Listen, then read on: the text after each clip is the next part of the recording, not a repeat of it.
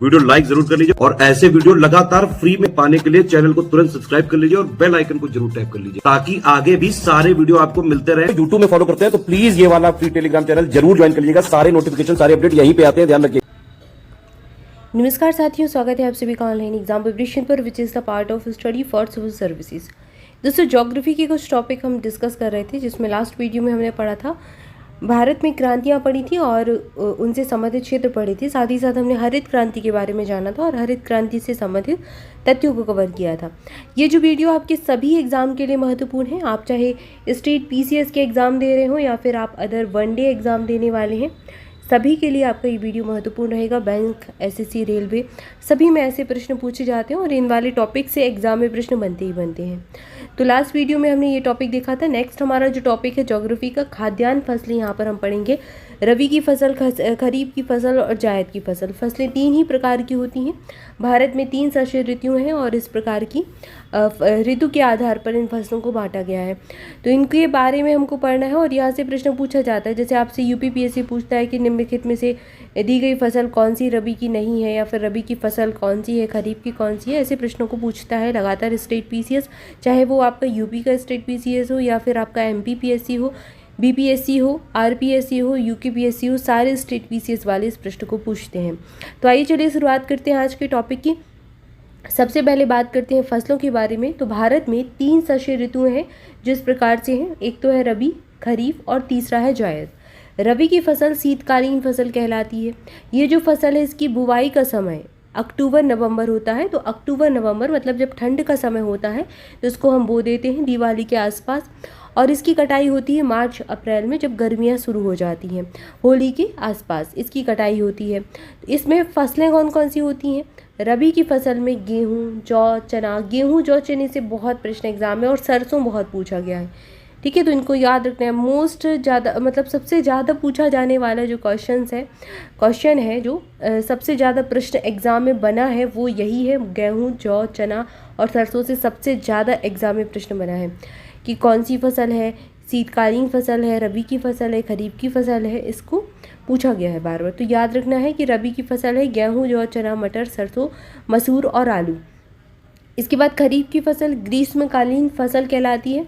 अब ग्रीष्मकालीन इसलिए कहते हैं क्योंकि इसकी बुआई कब करते हैं? गर्मियों के समय, जब अच्छी गर्मी होती है, जून जुलाई वाली गर्मी, उस समय इसकी बुआई करते हैं और दिवाली के आसपास को काटा जाता है, अक्टूबर नवंबर। ठीक है, उस समय त्यौहार भी कई सारे जो ट्राइबल्स एरिया है वहाँ पर त्यौहार के रूप में भी मनाया जाता है। तो यहाँ पर इन फसलों के बारे में जानते हैं। खरीफ की फसल कौन सी है? चावल है, ज्वार है, बाजरा, मक्का, तिल, मूंगफली, उड़द, कपास, रागी, सोयाबीन। ये सारी, सोयाबीन से बहुत प्रश्न बना है। ये सारी खरीफ की फसल। और चावल को भी याद रखिए, चावल कौन सी फसल है? खरीफ की फसल है। और गेहूँ कौन सी फसल है? रबी की फसल है। इसके बाद जायद फसल शीत और ग्रीष्म के साथ साथ जो होती हैं, शीत में भी होती हैं कुछ और कुछ ग्रीष्म ऋतु में भी होती हैं। ये जो फसलें हैं जायद फसल, इनको नगदी फसल भी कहा जाता है। इनकी जो बुआई है मार्च अप्रैल में होती है जब ना ज़्यादा गर्मी ना ज़्यादा ठंडी, और इसकी जो कटाई है जून जुलाई में हो जाती है।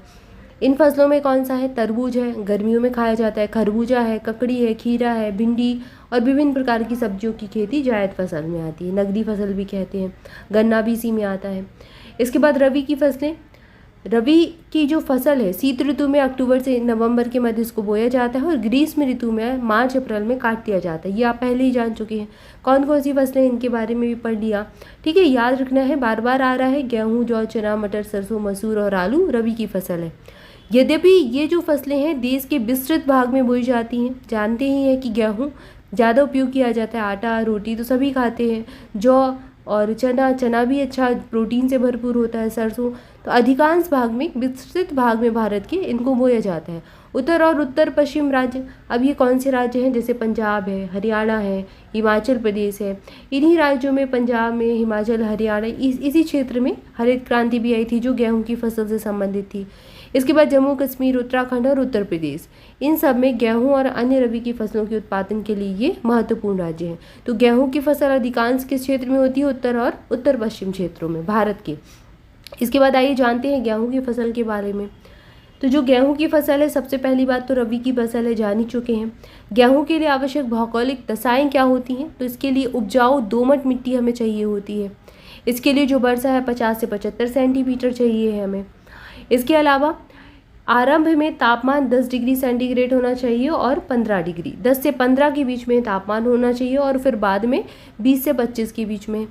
गेहूं में सामान्यतः प्रोटीन 8 से 15% होता है, कार्बोहाइड्रेट 65 से 70% होता है, वसा 1.5% से खनिज 2% होता है। तो ये सारे इसमें जो तत्व हैं वो पाए जाते हैं, प्रोटीन, कार्बोहाइड्रेट, वसा और खनिज। गेहूं में ग्लूटेन नामक प्रोटीन अधिक मात्रा में पाया जाता है। यहाँ से प्रश्न वनडे एग्जाम में पूछा जा चुका है। इसके बाद गेहूं की कुछ किस्में होती हैं जिनको यूपीपीएससी विशेष तौर पर पूछता है और यूपीएससी यहाँ से प्रश्न बनाता है। सोनालिका, प्रताप, अर्जुन, जनक, कल्याण, सोना, गिरिजा, ये सारी गेहूं की किस्में हैं, गेहूं की प्रजातियां हैं। आईकार के द्वारा पूसा बेकर नामक एक गेहूं की नई प्रजाति भी विकसित की गई है। बिस्कुट के लिए विकसित यह किस्म यूरोपीय देशों के द्वारा निर्धारित मानक के अनुरूप है। तो ये इसका ये जो फसल है गेहूं की, अब कई सारी बिस्किटें हैं, आटे से बनती हैं, बहुत सारी तो मैदे से भी बनती हैं। तो जो गेहूं की प्रजाति है पूसा बेकर, इससे क्या होता है, बिस्किट बनाई जाती है। जाड़े में होने वाली वर्षा गेहूं की फसल के लिए लाभकारी होती है। जाड़ा यानी कि सर्दियों के समय जो वर्षा होती है शीतकालीन, वो गेहूं की फसल के लिए लाभकारी होगी। ट्रिटिकेल गेहूं की एक ऐसी प्रजाति है जिसे वैज्ञानिकों के द्वारा गेहूं और राई के मध्य संकर करा के उत्पन्न किया गया है। मैक्रोनी शुष्क प्रदेशों की असिंचित परिस्थितियों के लिए सबसे उत्तम किस्म की प्रजाति है। ये भी देखो, अब मैक्रोनी है, ट्रिटिकेल है, पूसा बेकर है, ठीक है, सोनालिका, प्रताप, अर्जुन, जनक, कल्याण, सोना, गिरिजा, ये सारी गेहूं की प्रजातियां ही हैं। गेहूं की इस प्रजाति का उत्पादन, किसका उत्पादन, मैक्रोनी का उत्पादन राजस्थान, गुजरात और मध्य प्रदेश राज्यों में किया जाता है। मध्य प्रदेश में अच्छा खासा गेहूं उत्पादित होता है, उत्तर प्रदेश में भी अच्छा होता है। इसके बाद जौ की जो फसल है, जौ भी देश में एक महत्वपूर्ण खाद्यान्न फसल है और इसकी गणना मोटे अनाजों में की जाती है। जौ सामान्यतः शुष्क और बलुई मिट्टी में बोया जाता है। तो इसके लिए मिट्टी हमें कैसी चाहिए, शुष्क चाहिए और बलुई चाहिए। कहाँ मिलेगी, राजस्थान के क्षेत्र में मिलेगी, ठीक है। तो ये जो मोटे अनाज है ना, जौ है, मक्का, बाजरा, ये सारे राजस्थान में ज़्यादातर होते हैं। इसमें शीत और नमी सहन करने की क्षमता ज़्यादा होती है। जौ के लिए कम उपजाऊ मिट्टी चल जाएगी और जो 70 से 100 सेंटीमीटर तक वर्षा जहाँ होती है वहाँ जौ की फसल उगाई जा सकती है। 15 डिग्री सेंटीग्रेड से 18 डिग्री सेंटीग्रेड के बीच का तापमान चाहिए है। तो ये हो गई इसकी भौगोलिक दशाएं। जौ का सबसे प्रमुख उत्पादक जो राज्य है उत्तर प्रदेश है। इसके अलावा राजस्थान, मध्य प्रदेश, हरियाणा, हिमाचल प्रदेश अन्य उत्पादक राज्य है। जौ की प्रमुख किस्में कौन कौन सी हैं, हिमानी, ज्योति और कैलाश। C164, K24, RDB1, ये सारी जौ की प्रजातियां हैं, जौ की किस्में हैं। जौ का उत्पादन भारत में सिंधु घाटी सभ्यता के समय से ही किया जा रहा है। इसके बाद अगली जो खरीफ की फसलें हैं इनके बारे में हम जानेंगे। तो खरीफ की फसलें आपने देखी कौन कौन सी हैं, कमेंट करके ज़रूर बताएं कि कौन कौन सी फसलें हैं जो आपको याद है, रबी, खरीफ और जायद की फसलें। ये एग्जाम में बार बार पूछी जाती हैं, इसलिए इनको याद कर ही लेना है। तो इस वीडियो में इतना ही। इसके आगे नेक्स्ट वीडियो में हम खरीफ की फसलों के बारे में जानेंगे। तब तक के लिए चैनल के साथ जुड़े रहें, वीडियो को लाइक जरूर कर दें। हमारे पेड बैचेज ज्वाइन करने के लिए डिस्क्रिप्शन में डिटेल दी गई, उसको फॉलो कर सकते हैं। स्टडी फॉर सिविल सर्विसेज के सारे कोर्सेज पर एप्लीकेशन पर अभी आपको 20% का डिस्काउंट मिल रहा है। अगर आप ज्ञान सर कूपन कोड अप्लाई करते हैं तो आपको 20% का डिस्काउंट हमारे सभी कोर्सेज पर मिल जाएगा। आज से हमारा UPPSC prelims ROERO, UPPSC ROERO री एग्ज़ाम जो 2023 का होना है उसके लिए नया बैच चालू हो चुका है, जिसमें आपको हाई यील्ड स्टडी मटेरियल दिया जा रहा है। सिलेक्शन वाला मटेरियल आपको इसमें मिलेगा। डेली आपको इसमें क्लासेस मिलेंगी। साथ ही साथ आपको इसमें क्या दिया जाएगा, मोस्ट एक्सपेक्टेड क्वेश्चंस की प्रैक्टिस क्विज आपको इसमें मिलेंगे और इसी में टेस्ट सीरीज भी इंक्लूडेड होगी।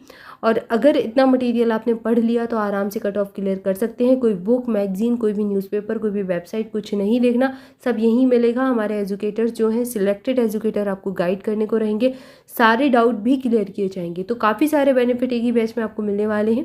20% डिस्काउंट के साथ इसको study for civil services application पर लिया जा सकता है, या फिर आप हमारा टेलीग्राम ग्रुप भी ज्वाइन कर सकते हैं, लिंक डिस्क्रिप्शन मिल जाएगी। और मोर अपडेट के लिए चैनल के साथ जुड़े रहे। डिस्क्रिप्शन में कॉन्टैक्ट नंबर दिए गए, उन पर कॉल करके जानकारी ले सकते हैं। Thank you for watching this video. स्वस्थ रहें, मस्त रहें, मुस्कुराते रहें, पढ़ाई करते रहें। मिलेंगे नेक्स्ट वीडियो में। Thank you so much.